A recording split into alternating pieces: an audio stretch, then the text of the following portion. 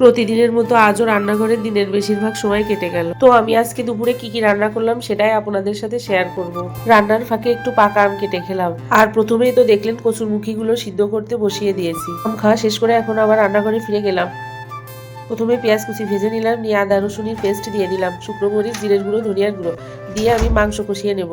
ঋদ্ধিমার বাবা একজনের বলে রাখিছিল যে মুরগি দিয়ে যাওয়ার কথা, তো সে এসে অনেকগুলো মুরগি দিয়ে গেছে, আর এগুলো সবই দেশি মুরগি ছিল।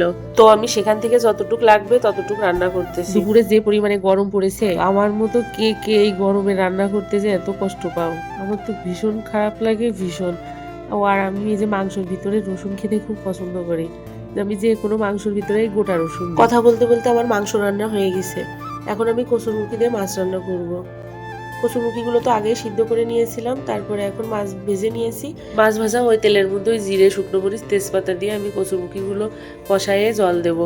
এখন কথা হচ্ছে এখানে আমি পেঁয়াজ রসুন দিচ্ছি না আজকে। পেঁয়াজ রসুন দিয়েও রান্না করি, খায় ভালো লাগে, কিন্তু সবসময় মনে চায় না, ভালোও লাগে না। তো এইভাবে রান্না করলেও খেতে অনেক ভালো লাগে। এক পাশে আমার করলা ভাজি হচ্ছিল, করলা ভাজিটাও হয়ে গেছে। আমার মতো করলা ভাজি খেতে কে কে পছন্দ করেন? আমার কিন্তু ভীষণ ভালো লাগে।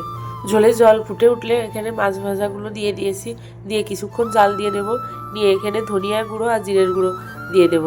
আর কোনো মশলা এখানে যাবে না, পেঁয়াজ রসুন ছাড়াও খেতে অনেক ভালো হয়। তো এই ছিল আজকে দুপুরের রান্না। ধন্যবাদ।